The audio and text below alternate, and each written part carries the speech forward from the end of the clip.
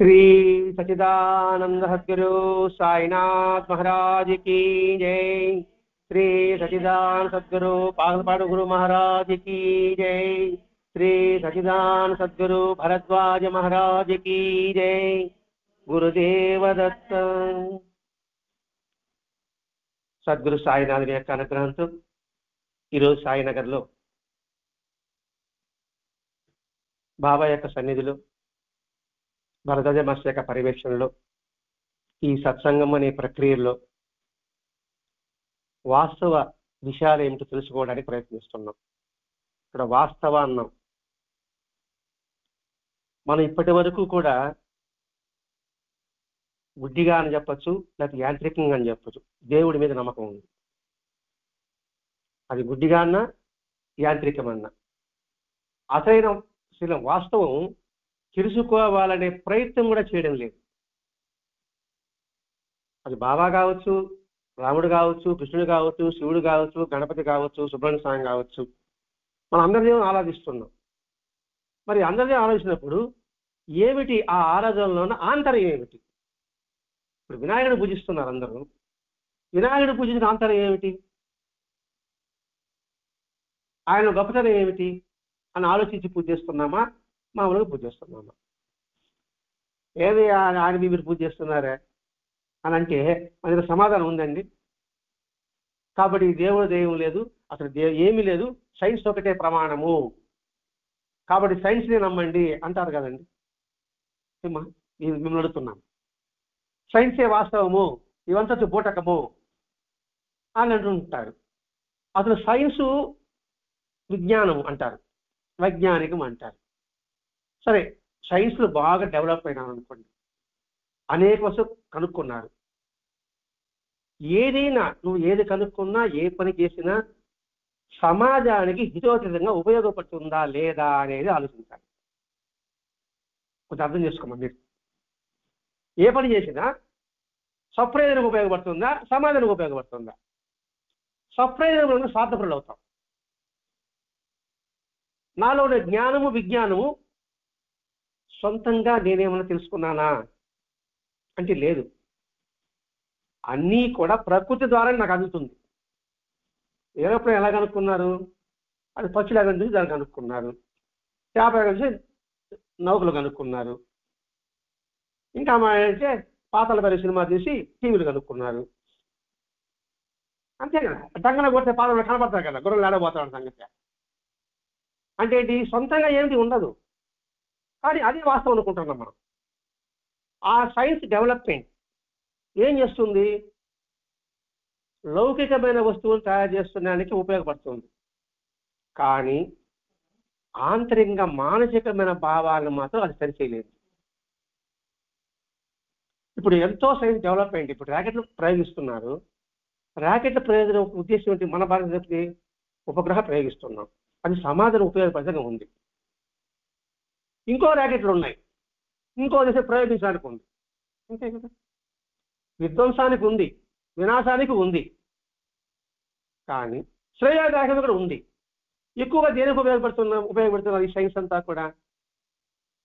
ఆలోచించాం మనం ఇక్కడ. ఈ సైన్స్ ఎక్కువగా దేనికి ఉపయోగపడుతుంది? వారి వారి ప్రాబల్యాన్ని పెంచుకోవడానికి ఉపయోగపడుతుంది. ఆయన బోర్ పడుతుంది మీకేమన్నా? బాబా గురించి చెప్పిన ఇదేది బాబా చేసి అసలు ఎవరైనా ప్రశ్న వేశారనుకోండి, మన సమాధానం ఉండవు. ఎక్కడంటే బాబా ఏంటంటే నీళ్ళతో దీపాలు వెలిగించాడు అని మిమ్మల్ని అడిగారు అనుకోండి, ఏమోనండి అని గీరుకుంటాం మనం. హనుమ తప్పు అని కాపు చేసుకున్నాడు అని తలకించాలంటావా? కరెంట్ ఎక్కడి నుంచి వస్తుంది? కరెంట్ ఎక్కడి నుంచి ఎట్లా తయారవుతుంది? నీళ్ళలో నుంచే కదా. పాయింట్ పట్టుకోండి కాస్త. కరెంట్ నీళ్ళలో తయారవుతుంది. నీళ్ళలో తయారవడానికి దానికి మిషన్ పెడుతున్నారు, అంతే కదా. బాబా ఏం చేస్తున్నాడు? తన మానసిక శక్తితో ఆ నీళ్ళలోని కరెంటుని వెలుగుని తీసి వెలిగించాడు. ఇంత బూటకంగా అండి అని అంటారు. అమెరికాలో, సోవియట్ రష్యాలో పరిశోధన చేశారు. పరిశోధన చేస్తే మనిషిలో నిద్రాణ మానసిక శక్తి ఒకటి ఉంది. దాని మేల్కొల్పగలిగితే నువ్వు అటువంటి ఎన్నుని చేయగలవు. అలా చేశారు సోవియట్ రష్యాలో. నీలో కునాగిన్ అని ఒక శాస్త్రవేత్త సోవియట్ రష్యాలో పరిశోధన చేస్తే ఆమె నేను అనుకోండి ఇక్కడ కూర్చొనేసి అక్కడున్న గ్లాసుని కదిస్తుంది, నీళ్ళ గ్లాసుని మానసిక శక్తితో. కప్ప గుండె ఆగిపోయి ఉంటే మానశక్తితో కప్ప గుండె కొట్టుకున్నట్టుగా చేస్తుంది అని ఇప్పుడు కనుక్కున్నారు. కనుక్కునేప్పటికీ అబ్బా చేపలు కొట్టి అబ్బా ఆమె కనుక్కున్నదండి, ఆమె కనుక్కుంది. మరి ఆమె కనుక్కోకముందే మహాత్ములు చేశారా లేదా? చేశారు కదమ్మా. దానికి మాత్రం ఒప్పుకోవడం లేదు మనం. అది చెప్పడం భరద్వాజ మాస్టర్ ఉద్దేశం అండి. ఈ గ్రంథమే మతం ఎందుకనే గ్రంథం ఇది. భరద్వాజ మాస్టర్ గారు పేరున్నారు కదా, ఆయన బాబా చేతులు గురించి రాలేదండి ఫస్ట్లో. ముందు అసలు ఏది నిజం, అసలు మతం ఎందుకు, విజ్ఞాన వీచకులు ఇట్లాంటి గ్రంథాలు అందించారండి. అంటే అండి గుడ్డిగా పూజ చేసుకుంటే ఉండే ఉపయోగం ఉంటుంది. ఇప్పుడు బాబా నీళ్ల దీపాలు ఇచ్చడానికి ఈ సమాజం మీకు తెలిసింది అనుకోండి, మీరు చెప్పినప్పుడు భలే వాడి మానశక్తి చేయడానికి సోవియట్ అసలు పరిశోధన చేస్తున్నారు కాబట్టి ఇప్పుడు చూసుకొని చెప్పచ్చు మీరు. అవునా అంటాడు వాడప్పుడు. కాబట్టి అవి మహిమలే కాదు అందుకే బాబా అంటాడు నేనేం చేయడం లేదు అంటాడు కదా బాబా సీరియల్లో. అది చెప్పడం ఒక ఉద్దేశం అండి. అంతేకాకుండా మన ఈ ఆధ్యాత్మికత ఇవంతే ఉందంటే మనిషిలో నైతిక విలువలు పెంపొందిస్తుంది. ఏది మనం భగవంతుడు అని పూజిస్తున్నాం అనుకోండి, భగవంతుని ఆరాధిస్తాం అనుకోండి, లేదా దైవము అంటే ఒక భక్తిభావం ఏర్పడింది అనుకోండి. ఆ భక్తిభావం ఏర్పడినప్పుడు మనసులో ఎటువంటి భావం ఉంటుంది చెప్పండి? నిజమైన భక్తిభావం ఉన్నప్పుడు అండి. అది నిజమైన పదం వాడాలి మన ఇక్కడ. లేకపోతే అందరూ వేషం భక్తులు అయిపోతారు. మనం నిజమైన భక్తిభావం ఉన్న వాళ్ళకి వాడి మనసు స్వచ్ఛతగా ఉంటుంది, నైతిక విలువలతో కూడింది ఉంటుంది, నీతి నిజాయితీ ధర్మం ఉంటుంది. ఈ సైన్స్లో డెవలప్ అయిన తర్వాత ఏముంటుంది? నీతి నిజాయితీ ఉండదు, స్వార్థం ఉంటుంది. తను అందరి దృష్టిలో అధికంగా ఉండే భావన ఉంటుంది. రెండవది, ఈ విజ్ఞానం ద్వారా ఇప్పుడు సైబర్ నేరాలు జరుగుతూ ఉన్నాయి. తెలుస్తానే కదండి సైబర్ నేరాలు, తెలుసా? దానికి డబ్బులు కొట్టాడు. నిజమైన వాడే విజ్ఞానం అంటే మరి వాడు డబ్బులు కొట్టేస్తే మన డబ్బులు కొట్టేసి ఎంత బాధ ఉంటుంది, వాడు డబ్బులు కొట్టి ఎంత బాధ ఉంటుంది అని ఆలోచించదా విజ్ఞానం. నేను నాది. కానీ ఆధ్యాత్మిక అనేదే నేను నాది అనేది పక్కకు పెట్టి మనము మనదనే భావన ఏర్పడతాం. ఆ భావం ఏర్పడమే ఆధ్యాత్మిక ముఖ్య ఉద్దేశం. అందుకు ఆధ్యాత్మిక ఏదో సోమరపోతలు చేసుకునే పని అనుకుంటారండి, పని పాటలు పని చేసుకుని అనుకుంటారు. వాస్తవంగా నిజంగా ఈ సత్యం విషయం తెలిసింది అనుకుంటే ఇందులో మనిషిలో నైతికమైన బలం చేకూరుస్తుంది. నైతికమైన విలువలు అంటే ఏదో అర్థం అవుతుంది, వాటిల్లో అర్థం ఉండదు. అందుకే నైతిక విలువలు అంటే వివరించుకున్నాం. ఒకటి గౌరవము, రెండు దాతృత్వము, మూడు సహాయము, సహకారము, కష్టపడి పని చేయడము, కర్తవ్యము, కృతజ్ఞత. ఇవన్నీ నైతిక విలువల్లో ఉన్న అంశాలండి. కృతజ్ఞతాభావం కలిగి ఉంటుంది. ఎందుకని? భగవంతుడు మనకి ఇచ్చాడు, దాని ప్రతిఫలంగా మనం ఏం చేస్తున్నాము. కానీ ఈ సైన్స్లో అటువంటిది మనకు కనిపించదు. కానీ మనం దానికే ఎక్కువ ప్రాముఖ్యత ఇస్తున్నాం. ఎవడైనా దైవము భక్తుడు మన పిల్లలు అంటే మనం భయపడిపోతాం. ఎందుకని? వాడు సన్యాసం కలిసిపోతాడు కదా అని. అసలు ఆధ్యాత్మిక అంటే విలువ ఏమిటో తెలియలేకపోవడం వల్ల ఇక్కడ మనకి భరద్వాజ మాస్టర్ ఏం చెప్తున్నారంటే ఆధ్యాత్మికతలో ఎంతటి శక్తి ఇమడబడి ఉంది. ఈ ఆధ్యాత్మిక శక్తి ద్వారానే జీవితంలో ఉత్సాహాన్ని కోల్పోము. ఆధ్యాత్మికలో జీవితం ఉత్సాహాన్ని కోల్పోము. నిరాశ నిస్పృహది ఆధ్యాత్మికతలో ఉండదు. ధైర్యం ఉంటుంది, కార్యదక్షత ఉంటుంది, పరస్పర సహకార సేవాభావం అని ఉంటుంది, ఒక కుటుంబం అనే భావన ఏర్పడుతుంది. ఇలా ఏర్పడంలో ఆనందం ఉంటుందా? నేను నాదనే దాంట్లో ఆనందం ఉంటుందా? నా వరకే సూర్యుడిపేట ఎవరు అనకూడదు, మొత్తం యాసంతా నాకే రావాలని ఉన్నాను అనుకోండి, ప్రశాంతంగా ఉండగలుగుతానా? అది ఆలోచింపజేస్తుంది. ఈ విషయం అన్నమయ్య చెప్పాడు, రామదాస్ చెప్పాడు, భక్తోకారాలు చెప్పాడు, అన్ని వినాలి. కానీ మరొక ఎక్కడం లేదు. దాన్ని మనసులో నింపాలని భరతదేశం ఉద్దేశం అండి. నిజమైన ఆధ్యాత్మికత మనుషుల్లో ఉత్సాహాన్ని రేకెత్తిస్తుంది, ఆనందాన్ని కలిగింపజేస్తుంది. మన ఈ ఉత్సాహం, సుఖము, ఆనందము లౌకికమైన విషయాల్లో ఉందని భావిస్తుంటున్నాం. లౌకికమైన విషయాల్లో ఉండే సుఖము తాత్కాలికమే. ఆధ్యాత్మికమైన సుఖం వస్తువులు లేకపోయినా, లౌకికలు లేకపోయినా వాడు ఆనందాన్ని పొందగలడు అని చెప్పడమే ఆధ్యాత్మికలో ఉన్న రహస్యం. అది ఇక్కడ సాధన అంటే ఏమిటి మాకు చెప్తున్నాడు. ఇంతకుముందు సైన్స్ గురించి చెప్పాడు, నిన్న మన జరిగింది. ఇప్పుడు సింపుల్గా ఆధ్యాత్మిక సాధన అంటే ఉత్సాహాన్ని కోల్పోవాలనుకుంటున్నారు, కాదు. అసలు సాధన అంటే కొంచెమైనా రుచి చూసిన వారికి ఈ లౌకిక విషయాల పట్ల అసంతృప్తి ఉంటుంది. సాధన అంటే కాస్త రుచి చూసిన వారికి ఈ లౌకిక పట్ల వాళ్ళకి అసంతృప్తే ఉంటుంది.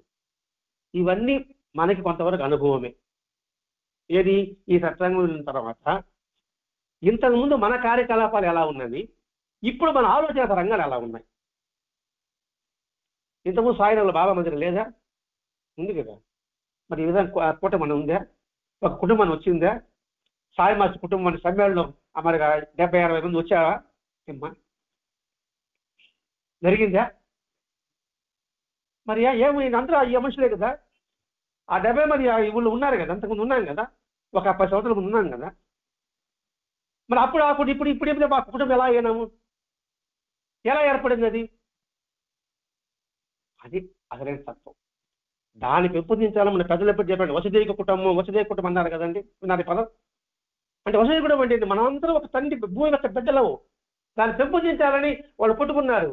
అంటే ఆడ కనుమరుగు అయిపోయింది, ఎవడి స్వార్థం వాడు అయిపోయింది. దాని అందరినీ అన్ని స్వార్థాన్ని విడగొడిసి నిస్వార్థాన్ని ఏర్పరచడమే బాబా యొక్క అవసరం. అందుకని ప్రతి ఒక్క లీలలో కూడా స్వార్థపరలో ఎప్పుడు ఉండవు. నిస్వార్థము, ప్రేమ, త్యాగము ఇవే ఉంటుంది, శాంతి ఇవే ఉంటుంది. కాబట్టి ఇక్కడ సాధన అంటే ఏమిటి? ఆ రుచి పెరిగిన వాడు ఏం చేస్తాడంటే ఈ లౌకిక విషయాల పట్ల విముఖత కలిగి ఉంటాడు. ఆ ఆనందంతో పోలిస్తే, ఏది ఆధ్యాత్మిక ఆనందంతో పోలిస్తే లౌకిక సుఖాలన్నీ కూడా నిరుత్సాహం కలిగిస్తుంది. అది ఇంతేననిపిస్తుంది. సరే ఎట్లా అని కూడా మనం సినిమా పోదాం. అప్పుడు సినిమా పోదాం, అన్నమయ్య సినిమా పోదాం. అన్నమయ్య సినిమా చూసాం కదా మనందరం కూడా. అన్నమయ్య మరదలకు ఏం పెడతా ఉంటాడా? ఒడుగు పట్టుకుంటా వస్తూ ఉంటాడు.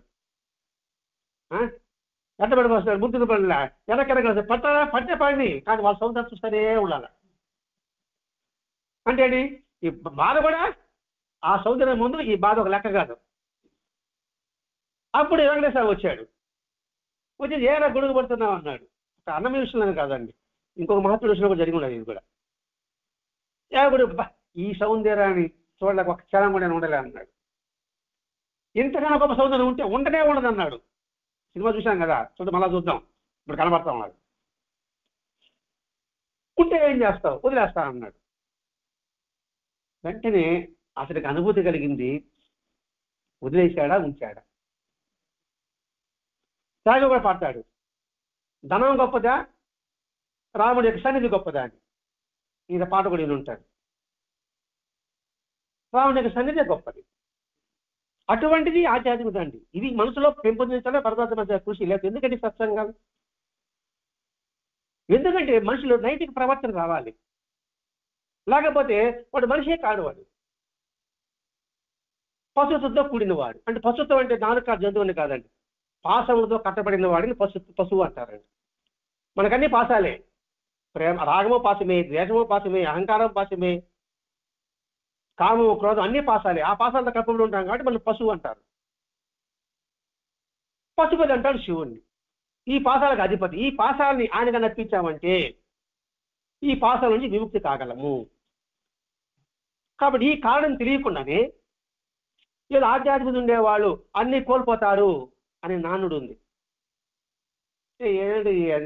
ఏమి సుఖం అనిపించింది, ఎంత ఏ దాన్ని పట్టుకున్నాం, దేవుడు అంటుంటాడు, ఏమి అనిపించలేదు కదా అని అంటూ ఉంటారు, మనం వింటూ ఉంటుంటాం.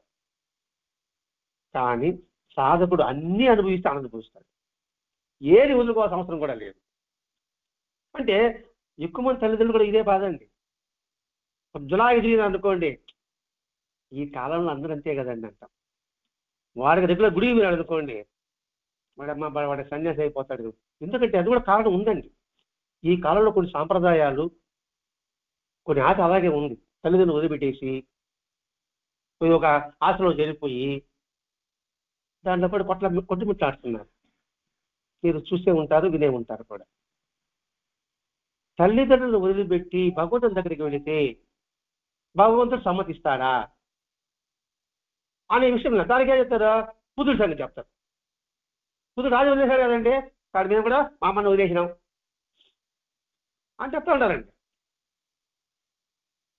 బుద్ధుడి యొక్క జ్ఞానం ఎక్కడ, నీ యొక్క జ్ఞానం ఎక్కడ? దాన్ని చూపించి నేను అమ్మను వదిలిపెడేస్తానంటే ఎంతవరకు అది సమ్మపడ్డది? ఈ దేహం ఎవరు ఇచ్చారు? ఈ దేహం లేకపోతే నువ్వు మాట్లాడగలవా, ఎగరగలవా, ఇంకో ఆశ్రమం పోగలవా? మరి అటువంటి తల్లిదండ్రులు వదిలిపెట్టి చేయడం ఏంటి? రామాయణంలో తల్లిదండ్రుల పట్ల ఎలా ఉన్నాడు, కృష్ణుడు ఎలా ఉన్నాడు, బాబా ఏం చెప్పాడు, ఇవి చెప్తుంది ఆధ్యాత్మికత. అందుకండి సినిమా జరిగినటువంటి ఆ సర్వమామూలే అంటారు. మీ వాడు సహజం సార్, అది దాని పెద్దగా చెప్పు అవసరం లేదు. అబ్బాయి తాగుతాడు, ఇది తప్పదే అని అంటారు. అంటే దానికి ఎంత ఇదని చెప్పేసి అర్థం చేసుకోలేకపోతున్నారు. అదే అదే ఆధ్యాత్మిక. అయ్యా రోజు పూజ చేస్తాను చెప్పేమే, ఓయమ్మ ఆటకు నువ్వు వెళ్ళిపోతాడు అంటారు. అట్లా అబ్బాయి అవగాహన లేకపోవడమే. అందుకే చెప్పారు సాధన అంటే ఏదో రుచి తెలియకపోవడమనే ఇలా అంటున్నారు వీళ్ళు. అంటే దానికి లోబడిన నియమంగా భక్ష్యాలు చేస్తారని తెలియకనే వాళ్ళు బాధపడతారు. అంటే ఆధ్యాత్మంలో వాడు ఎంత ఉచితాడనే విషయం గుర్తించలేకపోతున్నారు. అందుకే మనిషి ఏమంటే ఈ మోడర్న్ సైన్స్ ఇదే శాస్త్రం అనుకుంటున్నారు. ఏ నిజమైన ఆనందం తెలుసుకోలేకపోతున్నారు. నిజమైన ఆనందం ఏది? మనం సుఖమే కోరుకుంటున్నాం. సుఖం టెంపరీ. మనిషి ఆనందంగా ఉండాలంటే ఏం చేయాలి? ఆ ఆనందం ఎక్కడుందంటే ఆధ్యాత్మికతలోనే ఉంది.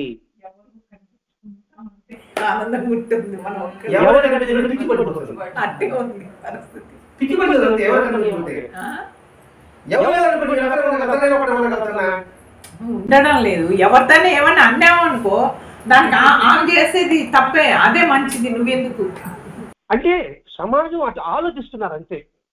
నిజమైన ఇప్పుడు నిజమైన తత్వం ఎంతమంది ఆలోచిస్తున్నారో చెప్పండి. అసలు నిజం తెలుసుకోవాలని ఎంతమంది తపన పడుతున్నారు చెప్పండి. ఇది వాస్తవం ఇదే తెలుసు. ఇప్పుడు వినాయకుడు ఎందుకు పూజించాలి మనం తెలుసుకుంటున్నాం. మనం చెప్తాం వినాయకుడు ఎందుకు పూజించాలి. ఏముంది వినాయకుడిలో గొప్పతనం? ఏముందిమా? ఒక్కటి చాలండి. తల్లిదండ్రుల్ని ఎలా చూశాడు అదొకటి చాలు. 2 త్యాగ బుద్ధి. మామూలుగా మనకు పన్ను ఇరిగిపోతేనే మనం పన్ను కట్టించుకుంటాం. భారతం రాస్తున్నప్పుడు నిలపకుండా రాయాలి. అప్పుడు పన్ను ఇరిగిపోతే తన దంతా నించుకుని రాశాడు. ఆ త్యాగం నేర్చుకో. అందుకు వినాయకుడిని పూజించాలి. సిద్ధి బుద్ధి. బుద్ధి ఉంటే సిద్ధి ఉంటుంది. భార్యలు కాదు పక్కన పెట్టండి. బుద్ధి కలిగితే నీకు సిద్ధి కలిగి ఉంటుంది. అంటే ఏంటి? జ్ఞానం కలిగి ఉండు. ఇట్లాంటి ప్రతి ఒక్క దాంట్లో అంతర్గత రహస్యం ఉంటుందండి. అదే వీధికి 4 వినాయకులు పెట్టేసి రంగులు చల్లుకొని వేసుకుంటే ఏమైనా ఉపయోగం ఉంటుందండి? అదే చెప్పాడు వినాయకుడు. అంటే ఇక్కడ విమర్శ కాదండి, మన ఆత్మను చేసుకుంటున్నాం. అంటే మన పదవులు కూర్చున్నాం కాబట్టి ఇక్కడ మనం తెలుసుకొని ఇక్కడికి వచ్చాం. అక్కడ వాస్తవం తెలుసుకోవాలి. అందుకని జూదం ఆడేటప్పుడు అవి సాధ్యం అంటున్నారు. అయితే ఈ దురోపరానికి కేవలం వారే కారకులు కాదు, ఎవరో చెప్పేవాళ్ళు కాదు. సమాజంలో చాలా మంది భక్తి సాధనల భక్తి పేరట సోమరులు అవుతున్నారు, స్వార్థపరులు అవుతున్నారు. అందుకని దేవుడు అంటే వాళ్ళు భయపడుతున్నారు. అంటే దేవుడి పేరు చెప్పి ఎంతమంది ఆశ్రమాలు కట్టుకొని డబ్బు సంపాదిస్తామని ఆలోచించండి. సోమరితనంగా, కానీ ఖర్చు లేకుండా. సమాజంలో చాలా మంది ఇలా ఉన్నారు. వారి బాధ్యతను విస్మరించడం వల్ల ఈనాడు తల్లిదండ్రులు ఈ విధంగా భయపడాల్సి వస్తుంది. ఇప్పుడు చెప్పుకున్నాం. తల్లిదండ్రులు వదిలిపెట్టేసి ఆశ్రమాలు చేస్తున్నారు కదా. అందుకని భయపడేసినారు, మన కళ్ళ దగ్గర ఉంటారు వీడు తాగిదని అని దాన్ని సపోర్ట్ చేస్తుంటారు. అర్థమైంది అనుకుంటారు. లేకపోతే వాడికి అడిగిపోతే వాడా మనం వదిలేసా ఎసైపోతే కుడి పెట్టు దోడ, అందుకోసం వాడు తాగని ఇక్కడ కూర్చొని ఉంటారు అనేసి దాన్ని సపోర్ట్ చేస్తుంటారు. ఇది సహజంగా జరిగే విషయం చెప్తున్నాను. అది రాజ్యాంగంలో లొసుగులు ఉన్నాయి, దేవుడి పేరు చెప్పి మోసాలు జరుగుతున్నాయి, స్వార్థపరులు అవుతున్నారు, ఇల్లు వచ్చి వెళ్ళిపోతున్నారు. అందుకని ఇక్కడ ఏం చేస్తున్నారు, ఆధ్యాత్మికత అంటే ఉత్తరాయణ లౌకికంగానే ఉంటాము అనే విషయంలో అందరూ ఆ భావనకు వచ్చేసారు. ఇక్కడ ఆధ్యాత్మిక సహజంగా ఉన్న లోపాలు ఎంచడం భావ్యం కాదు. ఇప్పుడు ఆధ్యాత్మికత ముందుకు తీసుకురావడానికి ప్రయత్నం చేస్తుంది. నేను పొరపాటు చేశాను అనుకోండి, తప్పే ఉంది, నాగా వాళ్ళగా. నేను రోజు బాబా గుడికి పోతున్నా, బాబా గుడికి పోయి నేను మోసాలు చేసిన, బాబా తప్పు బాబాతో నా తప్పుతుందా? మరి నా తప్పు బాబా తిట్టేట, బాబాను పూజిస్తున్నాడండి వాడు ఇట్టున్నాడే బాబా దొంగ అట్లుంటాడు. తప్పేవరిది? వీడి తప్పు. వీటిని పడిన ఆయన తిట్టే లాభం. మనకేదో కష్టం వస్తే ముందు ఎవరు నెట్టేస్తాను, మనమా ఆయన మీద నెట్టేస్తాను. దేవుడా ఏం చేస్తున్నాను అంటాడు, ఆయనకు అదే పని, ఇంకేమైనా పని లేదు దానికి. అంటే ఆలోచన రహితం కలిగించుకోవాలండి ఇక్కడ, ఆలోచన నియంత్రణ పెట్టుకోకూడదు ఇక్కడ. కాబట్టి లౌకిక సాంఘిక బాధ్యతను సమర్థవంతంగా నిర్వహిస్తూ కూడా సాధన చక్కగా కొనసాగించేవారు కొందరు ఉన్నారు. లౌకికంగా పని చేసుకుంటున్నాడు, సాధన చేసుకుంటున్నాడు. ఆ చేసుకున్న వాడు ఎంతమంది ఉన్నారు మనకు తెలియదు. వాళ్ళ కంటికి కనబడేవాడు, వాడు మామూలుగా ఉంటాడు, అందరు కలిసి మాట్లాడుతూ ఉంటాడు, చేస్తూనే ఉంటాడు. కానీ వాళ్ళ సాధన మాత్రం నైతిక విలువలతో కూడిది ఉంటుంది. ప్రతి ఒక్కడే గౌరవిస్తాడు, క్రమశిక్షణ కలిగి ఉంటుంది, కష్టపడి పని చేస్తాడు, సహకారం అందిస్తాడు, బాధ్యత కలిగి ఉంటాడు, కృతజ్ఞత కలిగి ఉంటాడు, దయ ఉంటుంది, కరుణ ఉంటుంది. వాడి వ్యక్తిత్వం మనకు అర్థమైపోతుంది. కాబట్టి ఇక్కడ సాధన అంటే అన్నీ వదిలిపెట్టుకొని వెళ్ళాల్సిన అవసరం లేదు అని చెప్పడం ఉద్దేశం అండి. అందుకే బాబా ఎవరిని సన్యాసులు ఇవ్వండి అని ఏమో చెప్పలేదు. ఇప్పుడు రామకృష్ణ పరమహంసలో కూడా గృహస్థులో కూడా శిష్యులు ఉన్నారండి. రామకృష్ణ పరమహంస మఠంలో కూడా అందరూ సన్యాసులే కాదు, గృహస్థులకు శిష్యులు ఉన్నారు రామకృష్ణ మఠంలో కూడా. ఇంకా గొప్పతనం అంటే గృహస్థగా ఉండి తరించడమే గొప్ప. సన్యాసి కూడా తరిస్తే ఏం గొప్ప అండి? వాడు అన్ని వదిలిపెట్టారు కాబట్టి వాడు ముక్తి పొందుతున్నాడు. మనం అన్నిట్లో ఉంటూ ముక్తి పొందాడు. ఇది గొప్ప, అది గొప్ప. గృహస్థే గొప్ప. ఇది నేను చెప్పడం కాదండి, వెంకటేశ్వర చెప్పాడు. ఆ గృహస్థులు చాలా గొప్ప వాళ్ళండి. ఏమంటే మా చేయి కింద ఉన్నది మీ చేయి పైన అన్నాడు. వాస్తవం అదే కదా. వాళ్ళ మామూలుగా భిక్షానికి వస్తే ఎవరు చేయి కింద ఉంది, ఎవరు చేయి పైన ఉంది? సన్యాసి అన్నం పెట్టగలడా? బ్రహ్మచారి అన్నం పెట్టగలడా? మరి అన్నం పెట్టాడు ఎవడు? గృహస్థే. గొప్పవాడు ఎవడు? గృహస్థే. వాడిని వీళ్ళంతా పక్కన పెడతాం. మనకందరికి గోత్రాలు ఉన్నాయి, అందరికీ గోత్ర ఋషులే కదా, వాళ్ళకి సంతానమే కదా మనము. వాళ్ళు సన్యాసుల బ్రహ్మచారుల వాళ్ళ గృహస్థులే కదా. మరి గృహస్థ ధర్మము ఎందుకు మనం తప్పుగా మనం భావించుకోవాలి ఇక్కడ? ఈ గృహస్థిగా ఉంటే కూడా ఎంతమంది పునీతులైనారు? సతీ సక్కుబాయి, సతీ సుమతి, భక్త తుకారాము, అన్నమయ్య, రామదాసు, వాళ్ళకి గృహస్థులా సన్యాసులా? అది ఎప్పుడు ఉద్దేశం ఇక్కడ. అన్ని వదిలిపెట్టిపోయి చక్కపని చేయబడినా ఇందులోనే ఉంటూ నువ్వు ధరించడానికి అవకాశం ఉంది. అది ఇక్కడ ఉద్దేశం ఇక్కడ. కాబట్టి ఇటు వారు పై అధికారుల పర్యవేక్షణ అక్కర్లేకుండానే అవినీతికి ఆశలకు లోబడకుండా ఆశ్చర్యం కలిగేట్టుగా నైతిక పరివర్తన కలిగి ఉంటారు. ఎవరు? గృహస్థులుగా ఉండు ఆధ్యాత్మిక ఉండే వాళ్ళకి పై వాళ్ళ పర్యవేక్షణ లేకుండా అన్నాడు. అంటే సీసీ కెమెరాలు అంటే మనం దొంగతనం చేయము, అంతేనా? ఎందుకంటే సీసీ పట్టుబడతామని.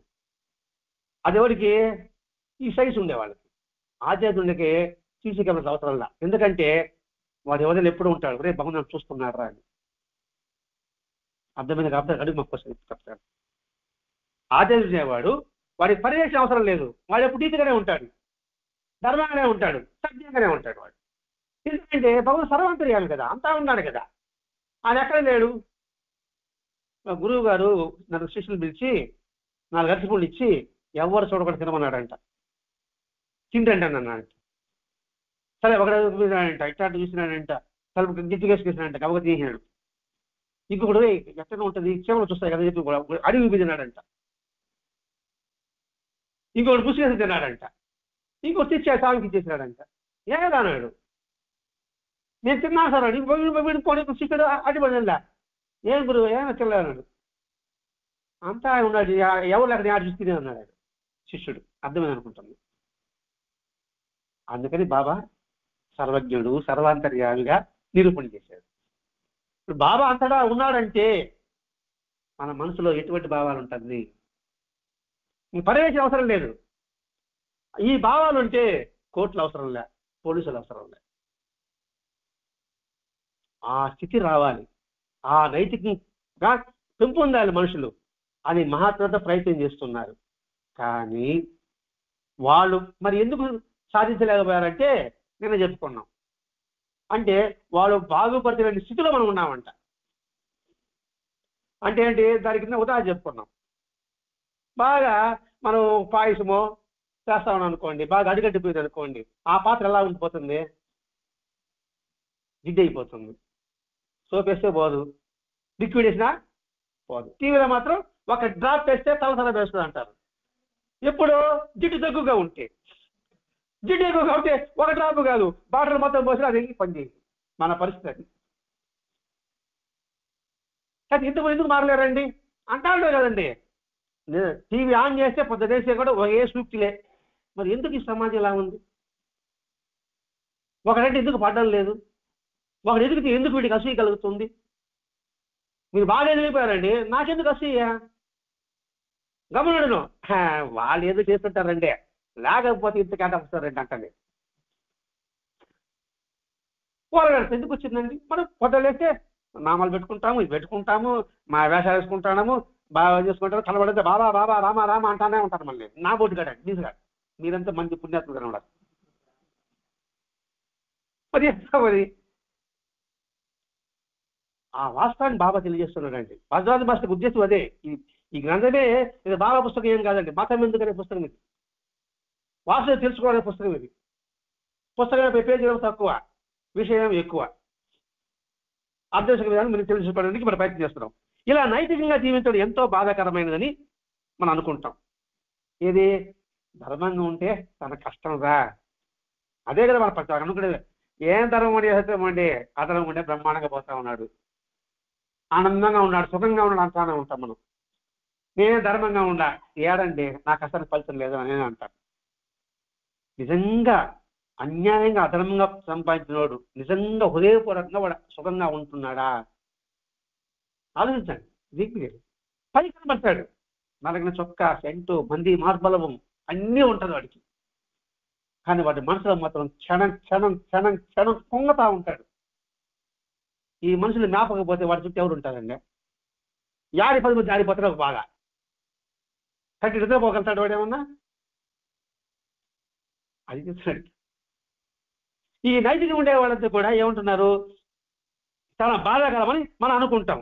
కానీ సాధకుడి సాధనలో లభించే ఆనందంతో పోలిస్తే అవినీతి వల్ల వచ్చే ఆనందం చాలా స్వల్పము, చాలా స్వల్పం. దాని ఉదాహరణ ఏం లేదండి, మన సమ్మేళనం లెక్కేసుకోవాలి. అంతమంది చేసే ఒక్కడికైనా అలసట అనిపించిందా? అలసట అనిపించిందండి? ఎంత పని చేసినా 3 రోజులు చేస్తాం, ఒక్కడికి అలసట అనిపించిందండి? ఎందుకని అది ఏమొచ్చింది? అది ఏమి డబ్బులు ఇచ్చారా? ఏమీ లేదు. మనమందరం ఒక కుటుంబం అని ఒక భావన తప్ప ముందు వస్తువులు ఏమీ లేవు. ఎందుకు ఆనందంగా ఉండిందా మనకి అక్కడ అనే విషయం స్వాధీనం చెప్తున్నాండి ఇక్కడ. అంటే ఆ ఆనందం పోలిస్తే అది డబ్బిస్తూ వస్తుంది. ఎంత డబ్బిస్తూ వస్తుంది ఆనందం? మన ఇంట్లో ఫంక్షన్ చేస్తున్నా కూడా అంత ఆనందం పొందలేము. వచ్చినోడా ఇది బాగలేదే, అది బాగలేదే, ఇది బాగలేదు, ఇది ఇంత కష్టపడి ఇల్లు కట్టుకుంటే ఇది బాగా ఇది మాట్లాడరు.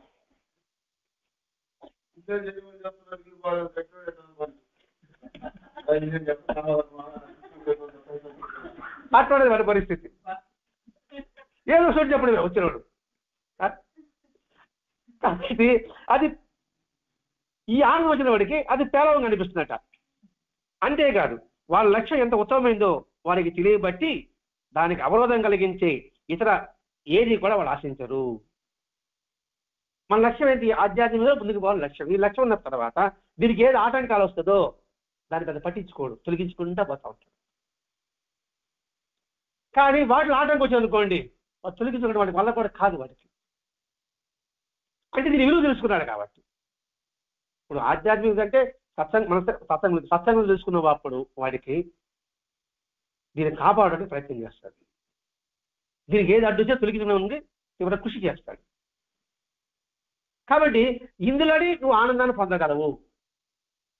ఈ లౌకిక సుఖాల్లో కూడా వస్తువుకు సంబంధం లేకుండా, వ్యక్తుల సంబంధం లేకుండా, ఇప్పుడు ఎవరు లేరనుకోండి, మనం బాబా పుస్తకం ఒక నీళ్ళ పుస్తకం ఆ పుస్తకం అలా ఆలోచించుకుంటూ బాబా సినిమాలు అనుకున్నాం, వాళ్ళని చదువుకుంటూ ఉంటే మనకు ఆనందం ఉంటుందా ఉండదా? ఇక్కడ వస్తువు లేదు, వ్యక్తులు లేదు, ఈ పరిస్థితి ఏమీ లేదు. ఇందులో బాగా మనకు ఆనందం జరుగుతుంది. కరెంట్ పోయినా వస్తే మనకి చెమట పడుతున్న సంగతి మనకు తెలియదు. చెమట పడతా అనుకుంటే అప్పుడు చెమట పడతా అనుకుంటాం మనం. కానీ మామూలుగా ఉన్నప్పుడు కాసేపు చెమట పెట్టేవాడు ఏదో చెమట పడతా అంటాం మనం. ఇప్పుడు ఈ చెమట చెప్పాడు అందరూ చెమట చూసుకుంటున్నారు. నిజంగా అది నిజమైన ఆనందం అదే అండి. కాబట్టి సాధన లక్ష్యం పైన విశ్వాసం ప్రాధాన్యము. ఎందుకండి, ఒక సైంటిస్ట్ ఉన్నాడు అనుకోండి, ఇప్పుడు బల్బు కనుక్కున్నాడు. బల్బు కనుక్కున్న వాడికి కనీసం తిండి తినాలని, నీరు తాగాలని, గుడ్డలు మార్చుకోవాలని కూడా వాడికి అనిపించలేదు. అది కనుక్కున్న వాడికి ఆనందం. వాడికి అర్థం అనుకుంటాను, మన సంగతి పక్కన పెడతాం. అంటే ఏంటి? ఆ లక్ష్యం మీద వాడికి దృష్టి ఉంది, దాని మీద తెలుసుకోవాలని తపన ఉంది. ఆ లక్ష్యం వైపుకు ఏది ఉత్తర లక్ష్యం వైపుకు సాధన ప్రేరేపిస్తుంది. కాబట్టి లౌకికమైన విషయాల పట్ల పక్కన. అందుకనే బాబా దగ్గర పోతే ఎందుకు ఆనందంగా ఉంటుంది అనిపిస్తుంది? మీరు బాబా గుడికి పోతున్నారు, గజిబిజిగా ఉండి గుడికి పోతారు, ఎందుకు ఆడ ఆనందంగా ఉంది? ఆడే ఉంది, ఆడ ఏసీ కూడా ఉండదు. ఇప్పుడు ఏసీ ఉంది ఉండదు, అదొక ఆనందం. అంటే ఏంటి? వాళ్ళకి తపశక్తి అనేది అక్కడ కేంద్రీకృతమై ఉంటుంది అన్నమాట. కాబట్టి సాధకుల్లో ఇంత ఆనందం నిజమా లేక భ్రమ? అదే మాకు క్వశ్చన్ వేస్తున్నాడు. మీరు చెప్తున్నారండి నిజంగా ఏదో భ్రమ, వాడు అనుకుంటుంటాడు కాబట్టి ఆనందం కూడా అందుకని అనిపిస్తుంది. ఎందుకంటే మన సాధకులు ఇప్పుడే చెప్పారు మీరు ఎందుకంటే ఇలా మాట్లాడతారు అనేసి. ఎందుకంటే దీనికి అలవాటు పడిపోయినాం మనం. ఈ అలవాటు పడిపోయిన తర్వాత ఇదే మన ప్రాముఖ్యత అనుకుంటున్నాం. ఇంద్రియ సుఖంలో మానవుడు ఆనందం ఎలా పొందగలడండి ప్రశ్న. అంటే ఈ సుఖం లేకుండా వాడు ఆనందం ఎలా పొందుతాడండి అని మనం అనుకుంటాం. అదే హ్యాపీగా అలా తిరిగి శ్రీసుఖం చేసుకుంటే ఆనందంగా ఉంటుంది, కానీ ఏదో బంధం చేసుకుంటే అంటే ఎలా ఆనందం ఉంటుంది అని సహజంగా మనలో వస్తుంటుంది. అంటే ఏమిటి? ఆనందం అంటే ఏమిటో తెలియదు, అది ప్రాప్తి ఎటువంటి అనుభూతి పొందో తెలియదు, దానికి తత్వం అంటే ఏమిటో తెలియదు. తెలియకపోవడం వల్ల లౌకికం వచ్చేదే సుఖం అనుకుంటున్నాం. ఇప్పుడు నేను ఆనందంగా ఉండాలంటే ఎదుటివాడిని ఆనందపరచాలి. పాయింట్ అదే. ఎదుటివాడి నాకేమొస్తుంది, నాకేంటి, ఇది ప్రశ్న. నాకు ఆనందం పొందుతా, ఎదుటివాడు ఆనందం పొందితే నాకు ఆనందం అంటే అర్థం అంటే ఈ శరీరం అంతా ఒక 10% పాటలు ఉన్నాయండి. ఎన్ని కలిసి ఒక దేహం అవుతుంది? కుడి చేయి దెబ్బ ఎడచే గమ్మునుంటే ఎడచి చచ్చిపోతుందిగా, అంతే కదా. అలా కాదు, అందరూ బాగుండాలనుకున్నా అనుకోండి మనకు ఆనందం ఉంటుంది. ఆ విషయం తెలియకపోవడం వల్ల ఏదో వస్తువు వల్ల వస్తుందో, లేకపోతే వ్యక్తుల వల్ల వస్తుందో, లేదా ఎక్కడ టూరు పోతే వస్తుందో అనుకుంటున్నాం. నిజంగా టూరు పోతే వస్తుందని అనుకుంటాను. టూరు పోతాం కదండి, 2 రోజుల తర్వాత బాగా 3 రోజా ఎప్పుడెప్పుడు ఇంటికి పోతామా, ఎప్పుడెప్పుడు ఇంటికి పోతా, ఎక్కి బస్సు ఎక్కి చూడారు కదా, 2-3 రోజులు చాలు అడిగా ఎప్పుడైపోతుంది భయ కూర్చున్నాడు. బస్సు వేసిన ఫస్ట్లో 13 రోజులు బస్సు. మా అన్న బస్సులో బీమ్ అయిపోతుంది తప్ప మా ఆయన మళ్ళీ ఇంటికి తీసుకుపోవాలన్నారు. మనం చూసేదో దాన్ని దత్తక్షేత్రాలే, విహారయాత్ర కూడా కాదు, అలా వినోద యాత్ర కూడా కాదు. ఏమైనా 13 రోజులు బస్సు చేసింది. బియ్య బస్తలు అయిపోతే మా అన్నింటి తీసుకోపోతాడు. అది మన పరిస్థితి. నిజమైన చదువున్నవాడికి అబ్బా ఇంకో 2 కలిస్తే బాగుండేది. సరే ఇవన్నీ పక్కన పెట్టి మీరు షిరిడీకి వెళ్ళారా? షిరిడీకి వెళ్ళారా మీరు ఎవరన్నా? వెళ్ళారు కదా.